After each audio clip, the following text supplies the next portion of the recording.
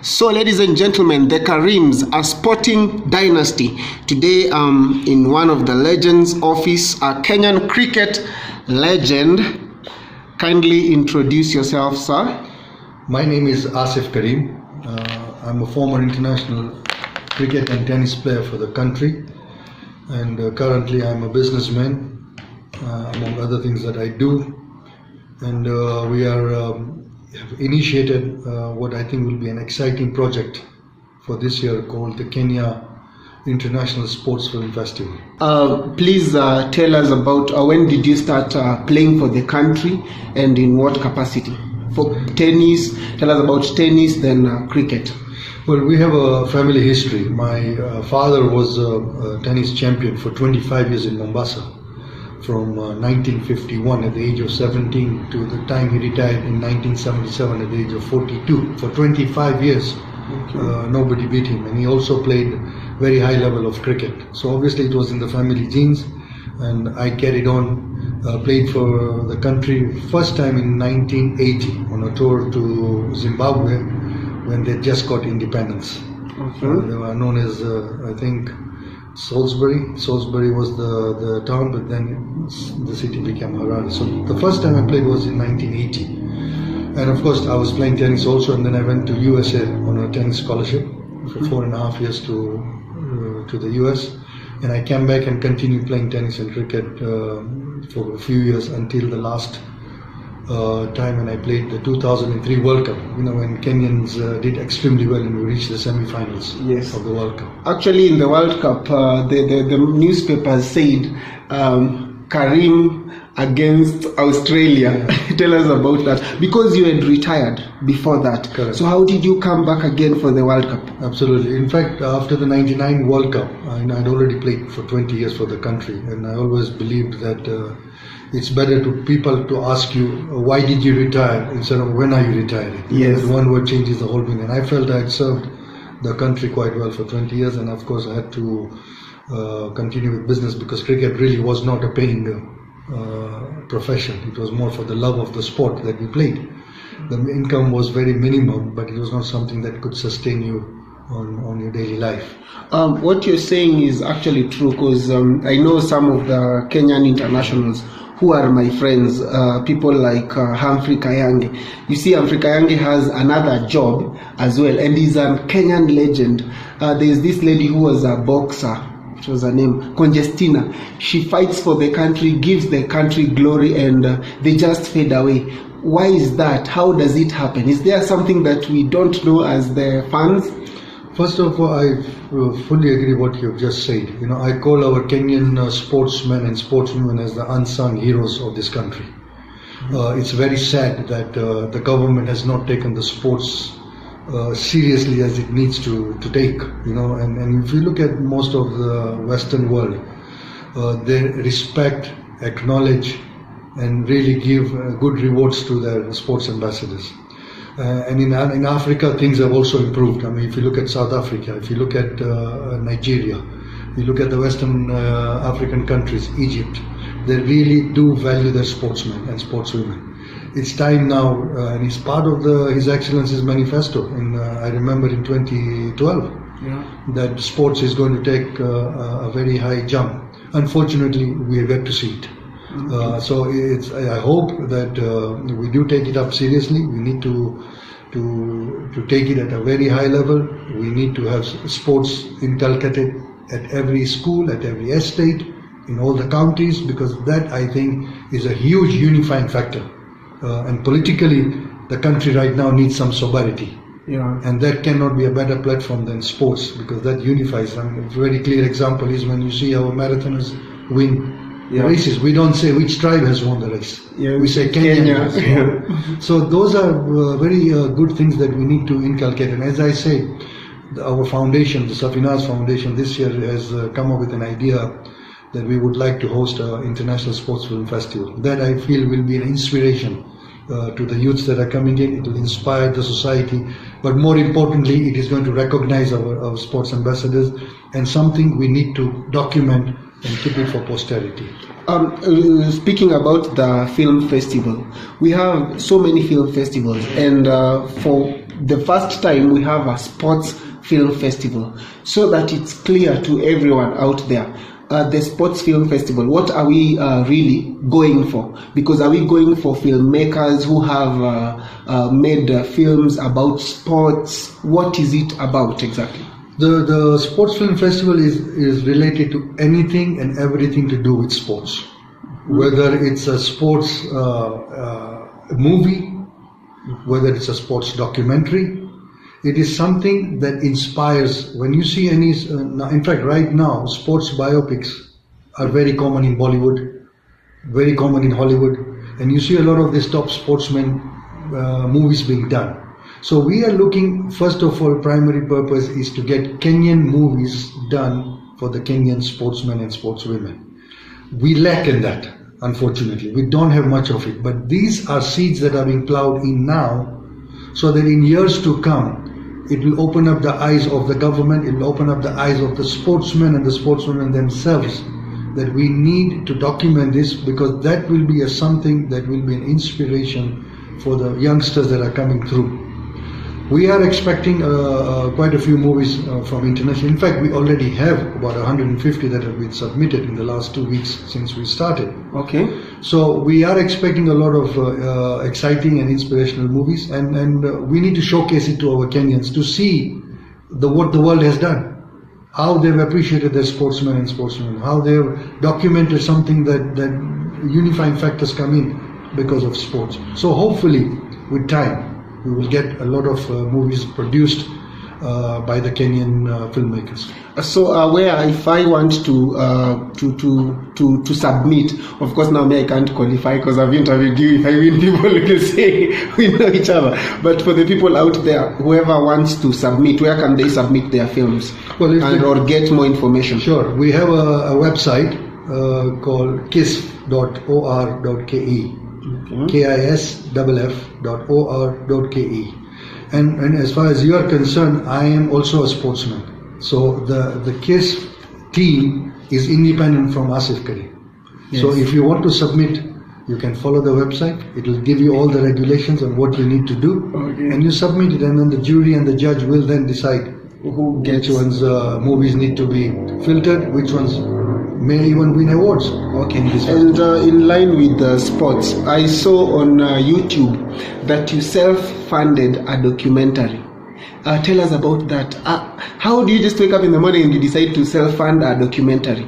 Well, what happened is after I retired in 1999, I always wanted to do a book. I wanted to write a book because in my travels all over the world for sports, I realized that the sportsmen and the sportswomen in those countries were very well respected, and there were books being made on those. So I initiated that I would like to write a book on my family, from my grandfather to my father and myself and my brothers, on what we have done in sports. And your son, and my son, because he came represents later. The country. Absolutely, at the moment, but at that time he was still very young. Yes. But obviously we were hoping that he would take it up, and we're very fortunate that he's done extremely well. He's playing professional cricket in England right now, and during the summer, and then represents Kenya when the need arises. So at that time, when we decided to have the book in 1999 after the retirement, but then I took a backseat on that. I said no, I'll do it later on for many reasons. But then in 2010-11. I was now deciding that yes, I would like to do a book, because there was a lot of information and I had some time that I thought I could dedicate to. At that very time, a friend of mine visited me and said, look, he's a filmmaker, the name of Amit Tyagi, and he has done some movies in Kenya. He's originally from India, and he felt that there should be a documentary done because there was so much contribution that the family had done, and he felt that it was an inspirational story. For me, it was a wow, I had never even thought on those matters, So we kept discussing for about 6 months to 8 months on that project. And along with my wife, then we decided that we would like to take it up. As far as the funding was concerned, if I was waiting for anybody else to do it, it would have been a non-starter. Yeah. So it was something that I wanted to do it as a passion. It was more for just doing it for my own record keeping, because I'm very particular in record keeping. Traditionally, I have all my records very much intact. And I felt this is something that I owe it to my parents. I would like to do it. And then just to realize that after the project was over, This documentary has become quite popular in the world. I mean, it featured in the Indian Sports Film Festival in 2013. It then featured in the Iranian Film Festival the same year, and a year later it featured in the Kalasha Film Festival in Kenya. Yeah. So from there it's just been growing, and quite a few television channels and the YouTubes people have been viewing the documentary, and a lot of good feedback has been coming. So that's how the concept of the documentary started. So what's your greatest moment as a cricket player for your nation or at any level? What was your greatest moment? Well, there were many good moments, and you have to value every victory or every good thing that has happened. But something that has been talked about to date is the Australian match in 2003. So that was the pinnacle, because it was my last tournament. It was my last match, and then to come back from retirement to be asked to play for the country again. I mean, I do not think I could have had a better finish than that. Even if God had asked me, why don't you write a script of the way you want your sports career to end, I don't think I could have written it that way. Okay. What's your lowest moment as a sportsman? Well, of course, as a sportsman and in life generally, we all have ups and downs. But the challenge is how to come out of it when you are in low stage. And one of the area that always comes to my mind is the way I was handled in the late 80s in tennis. It was for the All Africa Games. It was the first time ever being held in Kenya in 1987. And we were competing among our tennis players and to get the 4 players selected. And tennis is an individual sport. It's not a subjective matter. It's who plays well the day or for that period. And in the trials, I beat the players that were there. And unfortunately, for whatever reason, I was not selected to play the All Africa Games. And the same thing happened the following year in the Davis Cup against Ghana. The same thing happened. I beat in the trials, and yet I was not selected. So those were some very low moments. But of course, that's where the family comes in, and your own mental toughness as a sportsman. You take it in the positive stride. So, and I also think, because I've seen people in the country nowadays, you find that the fans, as fans we don't know so much, and we are supporting someone, and we are saying maybe this person should be in the lineup, then you don't finally see them. So probably those are the things that maybe the sports and the government need to line. You just give credit where it's due, give the person who deserves what they deserve. That's what you're saying, right? Absolutely. The problem I think we are having is that we have a very outdated constitution and structures of our sports organization. And as I write a column in the Sports Monthly magazine, I mean, I consistently am hard and give my suggestions that we really need to professionalize our sports. I think we are doing a disservice to our sportsmen and sportswomen, because remember, a sportsman's life is this much, but he has the rest of his life this much. If he is not going to be utilized at that period and give his maximum, and to be given what he can, either by his own commitment, maybe he can earn some money through that, then I think we are doing a very injustice to the sportsmen and sportswomen. So it's important that we restructure it. We need to just look at how successful sports countries are, and we can emulate them. Okay. Question for all upcoming people who want to play cricket and tennis out there. People say that those games are a preserve of the rich. Do you have to be rich to play cricket? Not necessarily. I mean, there have been a lot of Kenyan cricketers who have come out from the estates. I mean, if you hear the names of the Odumbes or the Tikolos or the Obuyas, they have all been part of what I call living in the estates or near the club. Of course, the clubs are private clubs in Kenya, but they all lived in the neighborhood and they just took interest in it. They were given the opportunities by the clubs, and today they've become a household name in the country. So no, I don't agree that it is a rich man's club. It is the youths need to look for avenues. They need to look at how the opportunities they are there. Okay. But you need to look at it. But also, as the association and as the government, we also need to create good atmosphere. Like we need to have cricket grounds in the estates. We need to have football fields on the estates. So that becomes easier to put our kids and our youths, because nowadays the youths are involved in they have so many choices. Yeah. So the choice of sports has now gone at the bottom, because sports is not easy. It's hard work required. So we need to think as a group, as parents, as a government, as communities, how to bring our youths back into sports and make that as a priority. Okay. And so there's something I read online, and I just needed you to insist this to the people as well. I read that your family started playing when the clubs had signs written, no dogs, no Asians. Correct. So can you tell us about that, and maybe to motivate the people out there so that they don't think that because your grandfather and your dad and you played cricket, it has been easy for you. They also need to know that you worked for it. I mean, you go to a club and you can't be allowed to get in there. Could you kindly tell us about that? The history of my grandfather came from one colonial country to another colonial country. India was colonized by the British, and so was Kenya. So they came in the mid-20s, almost 100 years ago. And of course, as we know the history, that the British really were in command on everything. Even talking to them had a way of how to talk to them. So they controlled everything, and then, unfortunately to say that, they really disrespected the non-whites.